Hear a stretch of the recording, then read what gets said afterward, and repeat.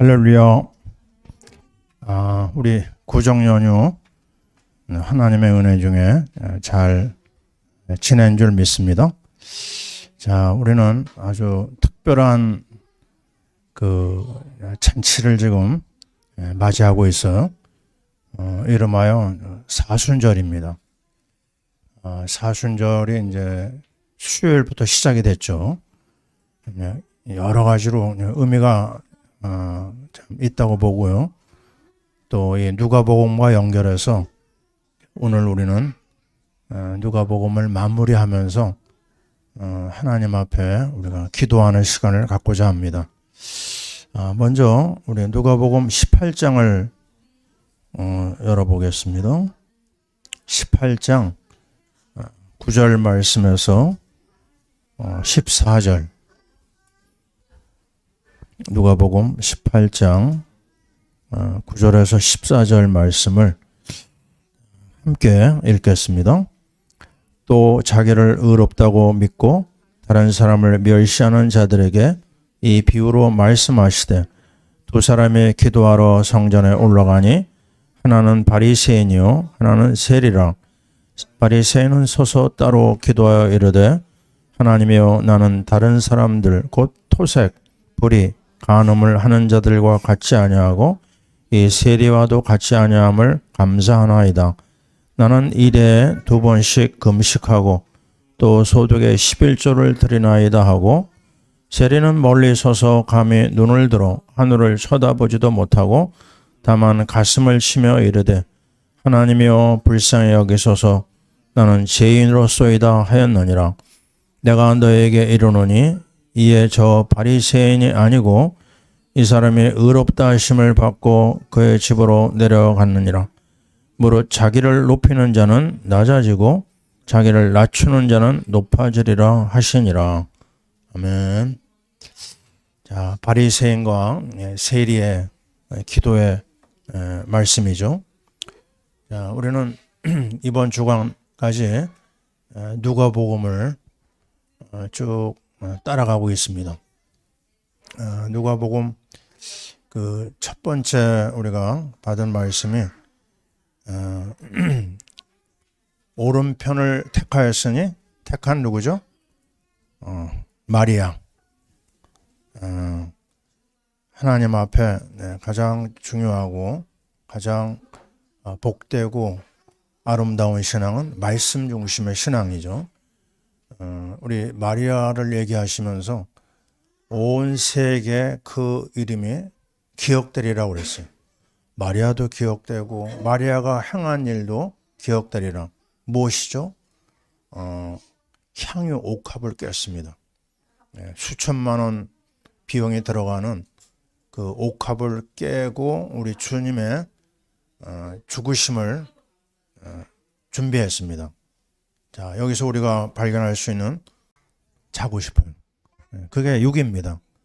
그래서 어떻게 하라고 그랬죠? 바울은 자기 자신을 쳐서 복종시키라고 그랬어요. 육의 소욕을 따라가지 마라. 육의 생각은 사망이다 그랬어요. 영의 생각은 뭐죠? 생명과 평안이라고 그랬어요. 그래서 우리가 억지로라도 우리 자신을 쳐서 말씀 앞으로 우리 이끌어야 되겠고요. 억지로라도 입을 열어서 기도해야 됩니다. 내 입을 크게 열라 내가 채우리라고 그랬어요. 하나님의 말씀을 우리가 받고 그 말씀 가지고 뭐 해야 되느냐? 입을 열어야 됩니다. 그죠? 그래서 이거는 교육자도 그렇고 평신도도 그렇고요. 똑같습니다. 바울은 뭐라고 그랬죠? 로마서를 쓰면서 그가 고백한 게 뭐가 있느냐? 로마서 7장에 나오죠. 가만히 자기를 보니까요, 내 안에 두 사람이 싸운다는 거예요. 하나는 육의 사람이고 하나는 영의 사람인데, 어떤 모습을 봤냐면, 아니 영의 사람이 그냥 원투 스트레이트 받아가지고 KO 되는 거예요. 그래서 내린 결론이 뭐냐면, 따라해 봅시다. 오호라, 나는 공고한 자로다. 이게 우리 인생입니다. 조금만 놔두면요, 그냥 어디로 가는지 막 우리가 쓰러져 버려요. 그러면서 우리에게 주는 말씀이 뭐죠? 우리 주 예수 그리스도의 이름으로 인하여 하나님께 감사한다고 그랬어요. 그리고 하는 말이 뭐냐면 영의 생각은 생명과 평안이다. 영적 싸움을 싸워야 된다. 매일같이 죽어야 된다고 그랬어요. 그래서 오늘도 우리는 이 금요일 날 모였습니다. 왜 모였죠? 말씀 앞으로, 기도 앞으로 우리를 끌어온 겁니다. 그래서 오늘 이 말씀 속에서 우리는 중요한 한마디 말씀을 확인하게 되는데요. 지난주 말씀도 누가복음 18장이었던 거 기억납니까? 그 과부의 비유를 말씀하시면서 하신 말씀이 뭐죠? 밤낮 부르짖는 택하신 자들의 원한을 풀어주시지 않겠느냐, 오래 참으시겠냐 그랬어요. 그래서 우리는 오늘도 우리 자신을 쳐서 복종시키면서 주님 앞에 나온 겁니다. 근데 특별히 그 18장 8절 말씀을 우리가 유심히 봐야 되거든요. 지난주에도 얘기를 했는데 주님이 끝에 가서 이런 얘기를 했어요. 인자가 올 때 세상에서 뭘 보겠느냐? 믿음을 보겠느냐. 자, 이거는요, 이 시대의 모습을 그대로 보여줍니다. 우리가 앞으로 어떤 세상에 살게 될까요? 믿음 좋은 세상이 우리를 기다릴까요? 아닙니다. 가면 갈수록 믿음은 사라질 거예요. 믿음의 사람 만나기가 갈수록 더 어려워집니다. 주님이 얘기하셨어요. 믿는 사람 보기 어려울 거다.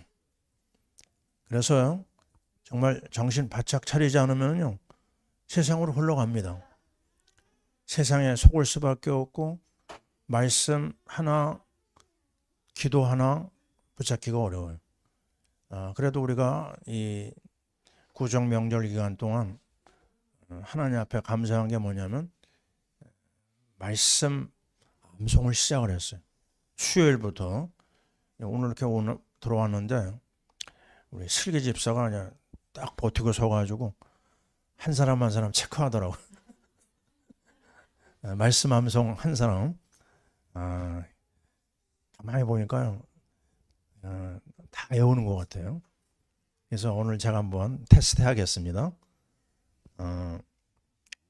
창세기 3장 15절 누가 외울까요? 네. 내 눈을 보세요. 눈을 피하지 마시고. 네. 그래, 유익집사 한번 해봐요.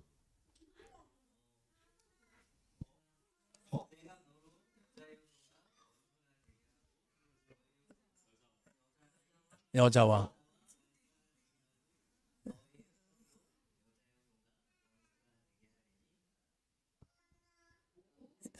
여자의 우선은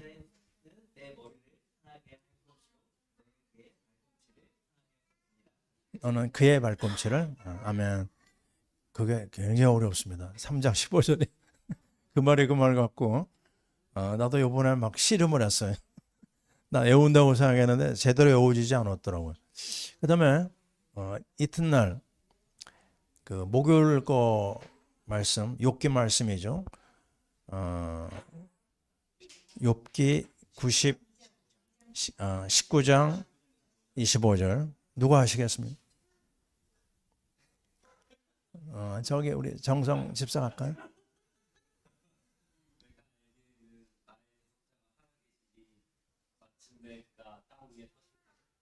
아멘, 할렐루야입니다. 예, 너무너무 확실합니다. 이제 오늘 우리가 시편 96편 2절인 2절 오늘 말씀 뭐죠? 이것도 헷갈립니다. 조금. 누가 할까요?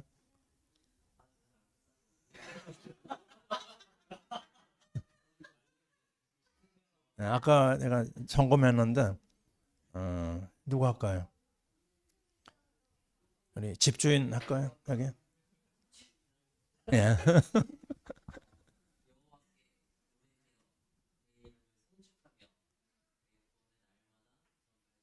아멘, 할렐루야. 자, 아주 성적들이 아주 좋습니다. 계속 이렇게 나갈 거예요. 그리고 이 사순절 기간 동안 우리는 또 특별 잔치를 하지 않습니까? 다음 월요일부터 특별 새벽 기도를 할 겁니다. 마칠 때도 한번 하고요. 고난 주간에. 그래서 여러분이 새벽에 일어나서 달려온다는 게 좀 쉽지 않겠지만 한번 해보시기 바랍니다. 그래서 이번에 정말 하나님 앞에 아주 특별한 은혜를 입겠다. 마음 준비를 단단히 해야 됩니다. 그냥 쉽게 나면 하고 그게 아니고 아주 마음가짐을 새롭게 해가지고 인도받아야 되겠어요. 제가 명성교회라는 데 거기서 부교육자 생활을 한 5년 했거든요. 그 교회 특징이 그거 아닙니까? 특별 새벽 집회. 어마어마하게 밀려오는 걸 보면서 이거는 하나님의 은혜가 아니면 안 되는구나. 그 기간 동안 마귀 역사도 굉장히 강하고요. 또 하나님의 은혜와 축복과 응답이 쏟아지는 걸 봤어요. 제가 증인입니다. 그래서 여러분이 이번에 기도 준비하면서 다음 월요일부터 도전하는 거죠. 그래서 오늘은 이 사순절 시작하면서 하나님 어떻게 우리를 이끌어 나가실까? 그거는 방향을 가지고 오늘 말씀을 우리가 이제 들어가려고 합니다. 자, 이번 주의 말씀이 기도 아닙니까? 근데 오늘 우리가 읽은 말씀도 기도입니다. 근데 아까 제가 잠깐 얘기했지만요. 이 악한 시대는 마귀가 두 가지를 못하게 해요. 뭐죠? 말씀을 놓치게 하고 기도를 놓치게 합니다. 반대로 뭐만 잘하면 돼요? 말씀과 기도만 잘하면요. 신앙생활에 아주 신나고요. 재미있고 응답을 받게 됩니다. 끊임없이 두 가지만 놓치지 않으면 돼요. 내가 오늘 말씀 인도를 받고 있는가? 내가 지금 기도의 삶 속으로 들어가고 있는가? 근데 그게 깜빡하는 사이에 또 놓치거든요. 그럼 다시 회복하면 됩니다. 그래서 매일같이 그 두 가지를 우리가 확인하는 거죠. 왜 그렇죠? 말씀과 기도만이 거룩함에 가장 중요한 무기가 되거든요. 그래서 요 두 가지를 가지고 우리가 도전하고 인도를 받는데요.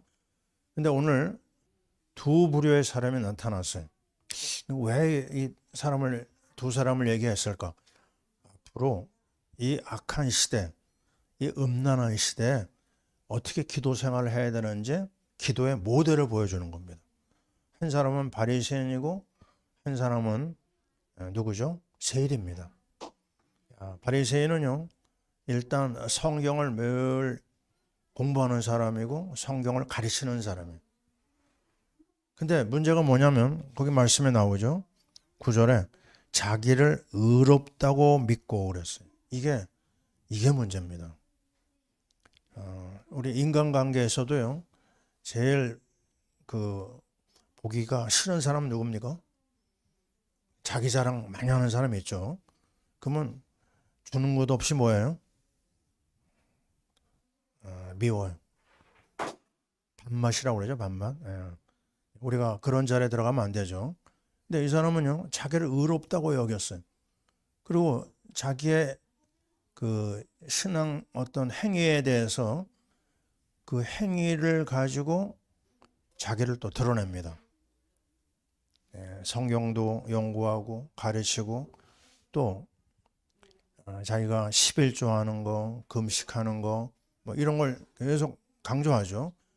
그리고 그 일반적인 사람들의 어떤 도덕적인 어떤 그런 부분에서 자기는 깨끗하다고 생각합니다. 근데 나중에 어떤 결론이 나오죠? 자기를 의롭다고 여기고 자기 행위를 자랑하고 그랬던 이 바리새인 기도는 하나님이 안 받아줬어요. 자, 여기서 우리는 이 중요한 포인트를 발견해야 됩니다. 기도를 하나님께서 아무나 다 받아주지 않는다는 거거든요. 그러면 뭐가 가장 중요한 걸까요?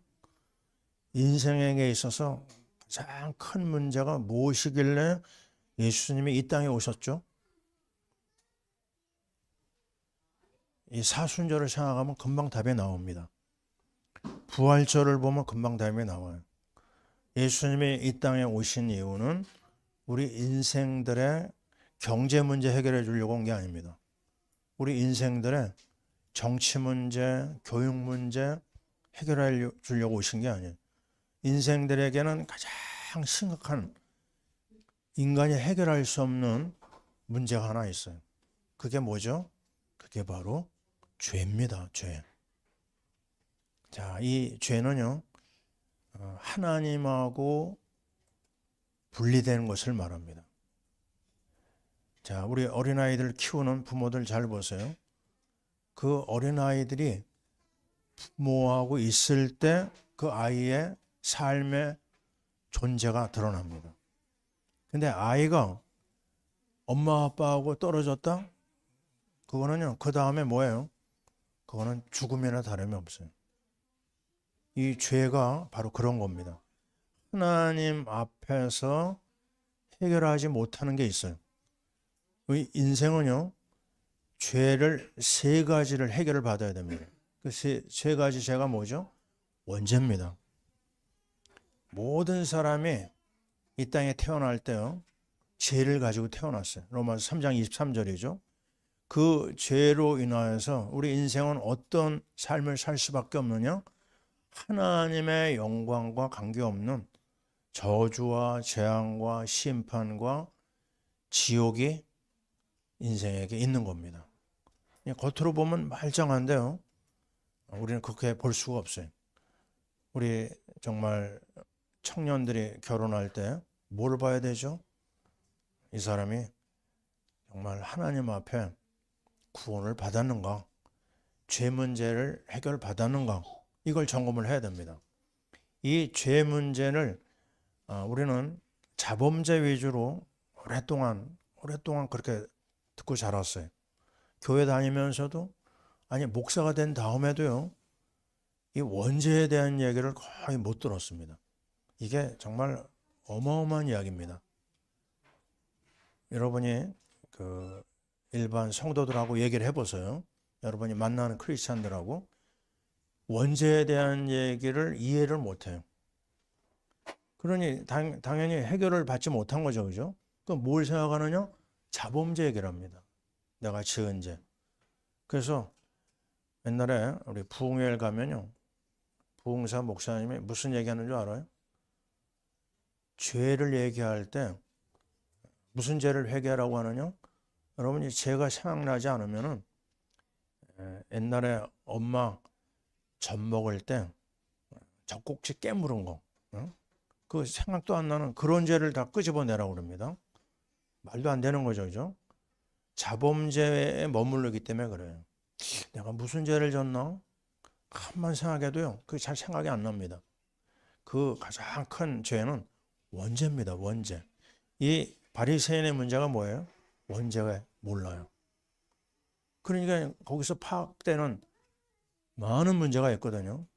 원죄가 뿌리라고 하면 이 자범죄는 뭐죠? 그걸로 인한 열매입니다. 근데 또 한쪽의 문제가 뭐냐면요, 원죄는 귀하게 여기는데, 중요하게 여기는데요, 자범죄를 또 우습게 여기는 사람들이 있어요. 이게 보통 문제가 아니에요. 같은 겁니다. 같은 거. 원죄와 자범죄가 같은 거예요. 그 부분에 있어서 해결을 받아야 됩니다.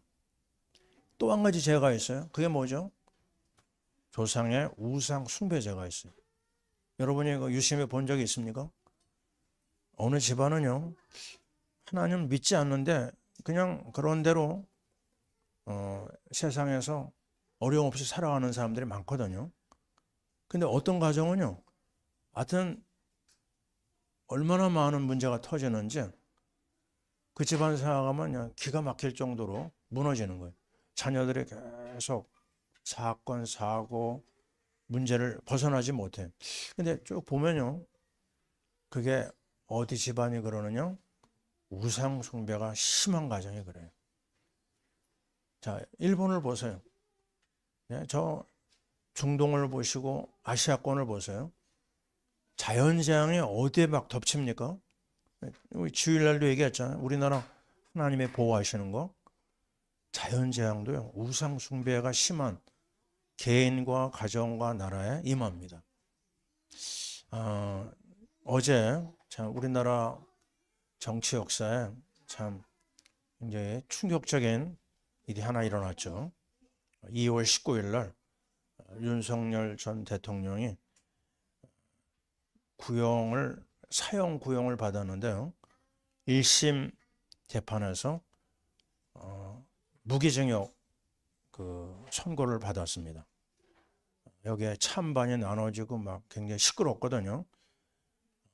이 상황 속에서 저는 뭘 생각했냐면요. 어쨌든 윤 대통령이 어릴 때 교회를 다녔고 또 목사가 되는 게 꿈이었다고 하고요. 그러나 중간에 다 잃어버리고 자기의 어떤 그 삶을 중심으로 살았죠. 근데 이번에 이 계엄으로 인해 가지고 구치소에 들어가고 막 1년 이상 아주 고생을 했잖아요. 그러면서 하나님이 뭘 보게 하셨냐면 예수를 믿는 믿음을 회복한 걸 봤어요. 그의 삶에 대한 얘기가 가끔 나오죠. 근데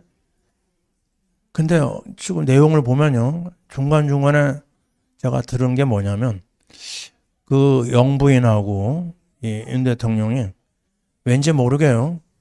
무속하고 연결된 부분이 있었거든요. 어디까지 사실인지 우리는 잘 얘기를 못하지만 짐작할 수가 있습니다.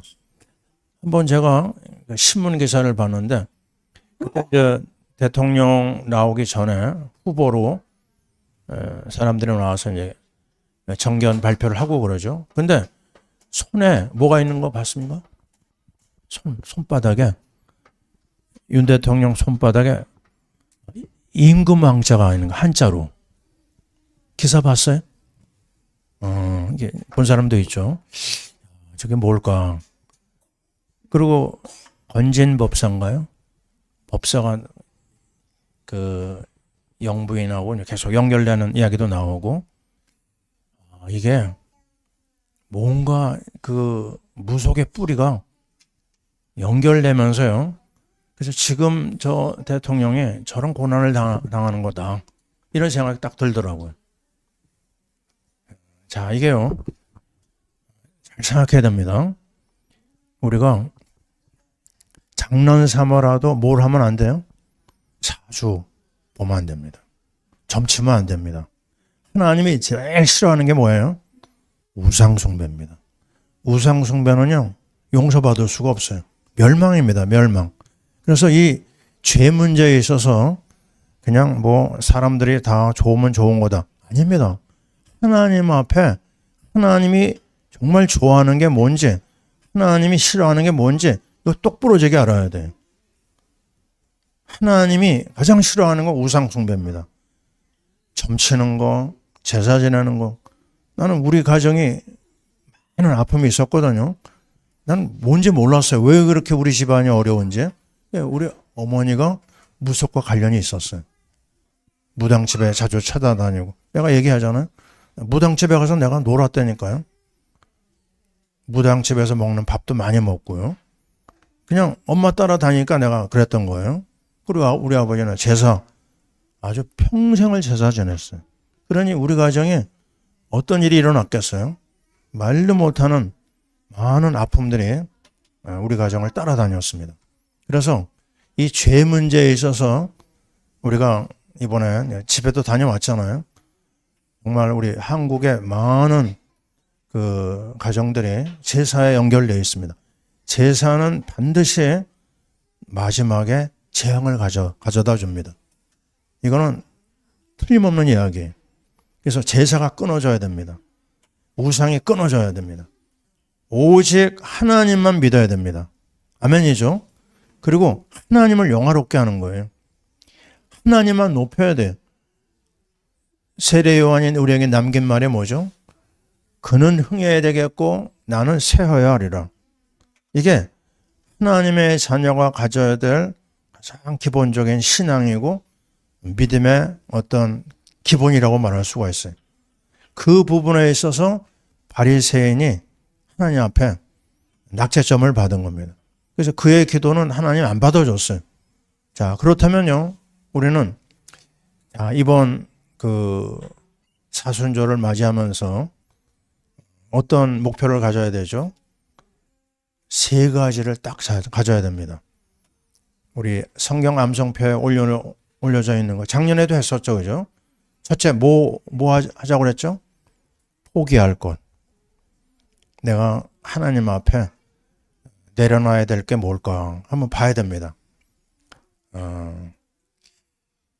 우선 나는 뭐를 해야 될까 보니까 내가 상당히 게으른 걸 봤어요. 이 게으름을 내가 이번 그 사순절 기간에 내가 내 자신을 좀 처사 복종하고 내 방을 좀 먼저 청소하자. 예? 이게 부끄러운 얘기지만요. 내가 그걸 감당하지 못했거든요. 제대로 내가 정리도 좀 하고. 자, 여러분, 여러분이 포기할 거 있습니까? 내려놔야 됩니다. 그 다음에 두 번째 뭐 해야 되죠? 회개할 것. 그동안 인간관계에서 뭔가 잘 매듭을 풀지 않은 거, 꽁했던 거, 섭섭했던 거, 그런 부분에 있어서 과감하게요, 나를 내려놓고 주님의 사랑으로 서로 회개하고 용서하고 이런 부분들 한번 쭉 정리해 볼 필요가 있어요. 그 세 번째는 뭐죠? 도전할 것. 정말 내가 예수의 사랑으로, 예수의 능력으로, 말씀과 기도로 나를 새롭게 한번 세워나가겠다. 그리고 선교의 방향을 가지고 내가 하나님 앞에 뭘 더 헌신할 건지, 또 내가 헌금 생활이라든지 기도 생활이라든지 말씀에 대한 거, 전도에 대한 거, 이걸 하나하나 다 점검하면서 인도받는 겁니다. 자, 이게요, 우리에게 정말 필요하다고 봅니다. 그래서 이번에 그냥 시간 지나가는 거로 끝나서는 안 되겠고, 그래서 이런 과정 속에서 나를 새롭게 하나님 앞에 드린다. 디보션이라고 그러죠. 내 몸을, 내 삶을 하나님 앞에 깨끗하게 드리는 겁니다. 그래서 그 living sacrifice, 살아서 하나님 앞에 제물로 드리는 겁니다. 산 제사를 드리라고 그랬거든요. 그냥 하나님이 인정해 줄 만한 하나님의 사람으로 나를 세워나가겠다. 그래서 이번에요, 굉장히 좋은 기회입니다. 우리가 그동안 해내지 못했던 부분을 이번에 한번 새롭게 한번 도전하자. 포기하고 회개하고 도전하자. 이런 시간을 가져야 될 줄 믿습니다. 자, 그러면서 오늘 우리는 가장 중요한 한 사람을 보고 있어요. 이름하여 세리입니다. 세리. 이 사람은요, 우리 마태가 세리이기 때문에 그때 우리 말씀을 점검했죠. 이 사람은 그런대로 고등교육을 받은 사람이에요. 글을 읽을 줄 알고. 그러나 이 사람의 문제가 뭐냐면요, 세상의 재리, 재물의 욕심에 붙잡혀 있던 사람이에요. 나라가 어떻게 되든 나는 돈만 벌면 된다. 근데 성경은 뭐라고 그러죠? 돈을 사랑함이 일만하게 뿌리라고 그랬습니다. 마귀가 치고 들어오는 거 보세요. 제일 먼저 마귀 시험에 뭐였죠? 돌덩이를 떡덩이에 되게 하라. 이게 먹는 문제이지만 이게 또 재물입니다. 재물. 의식주. 이 앞에서 사람들이 그렇게 약해져요. 예? 정치인들이 어디서 넘어가요? 돈 때문에 넘어갑니다. 목회자들이 어디서 넘어가요? 돈 때문에 넘어져요. 예, 아주 중요한 유명 인사들이 돈 때문에 다 무너지는 거거든요. 그래서 이 부분에 있어서 자, 우리는 이 마태를 가만히 놓고 볼 때요, 우리 안에 마태적인 기질이 분명히 있거든요. 마태적인 이 기질을 정말 확실하게 뽑아내야 되겠어요. 그래서 이 마태가 가지고 있었던 재물을 좋아하고 사랑하고, 근데 이 사람이 어떤 결론을 내렸죠? 세리는 매국노 취급을 받았어요. 이스라엘 자기 나라를 배반해 가지고 로마 사람을 위해서 일을 하면서 그 자기 나라 사람들한테 돈을 뜯어 가지고 상납하고 또 자기 주머니 채우고, 그게 행복할 수가 없죠. 그죠? 얼마나 힘들었겠어요. 그래서 예수님이 이 마태를 부를 때 마태가 어떻게 했죠? 팔로우미, 나를 따르라 한마디 했는데 뭐 왜 따라야 됩니까? 일체 질문 없이요. 모든 걸 뒤로 하고 예수님을 따랐어요. 그 다음에 일어난 일이 뭔지 아십니까? 이 마태가 동네방네 사람들을 다 불렀어요. 잔치했습니다. 왜요? 예수님 따르는 것이 가장 귀한 걸 깨달은 거예요. 하나님을 만난 겁니다. 아멘이죠? 이 부분에 있어서 그가 얼마나 감사했는지 잔치하는 걸 보면 알 수 있어요. 또 우리는 여리고성에서 만난 누구죠? 삭개오. 삭개오도 세리입니다. 세리 중에서 세리장이에요. 이 사람은요. 근데 그도 피곤한 인생을 살았어요. 그가 권세 있는 사람이지만 다 뒤로 하고 예수님 만나기를 아주 힘을 썼습니다. 그래서 예수님이 여리고성에서 한 사람 만나잖아요. 누구래요? 삭개오를. 아브라함의 구원이 너에게 임했다고 그랬어요. 자, 여기서 우리는 뭘 보죠? 이 세리들이 하나님을 만난 겁니다. 죄 문제가 해결된 거예요. 자, 우리는 이번에 이 사순절에서요, 가장 중요한 결론이 십자가입니다. 그 십자가를 거친 자에게 부활의 영광이 찾아오는 거예요. 먼저 십자가의 이 비밀, 그리스도의 보혈, 십자가의 능력, 이 부분에 있어서 우리가 사실적인 비밀을 누려야 되겠다. 세리가 이걸 깨달았거든요. 우리가 고린도전서 1장 18절 늘 얘기하잖아요. 십자가의 도가 멸망하는 자들에게는 미련한 것이요, 구원을 얻는 우리에게는 하나님의 능력이라. 여러분, 능력을 가지고 살아야 되잖아요. 어디서 오죠? 십자가에서 옵니다. 십자가, 그 부끄러운 십자가의 틀이 하나님의 자녀에게는 능력의 근원이 되는 거예요. 자, 십자가의 보혈, 그것만이 우리의 자랑입니다. 바울이 고린도 교회에 한 말 늘 우리가 외치지 않습니까? 나는 그리스도와 그가 십자가에 못 박히신 것 외에는 아무것도 알지 아니하기로 작정했다. 세리는 이걸 붙잡은 겁니다. 그리스도의 비밀을, 십자가의 비밀을 붙잡은 그에게는요, 그의 삶이 무엇으로 나타나죠?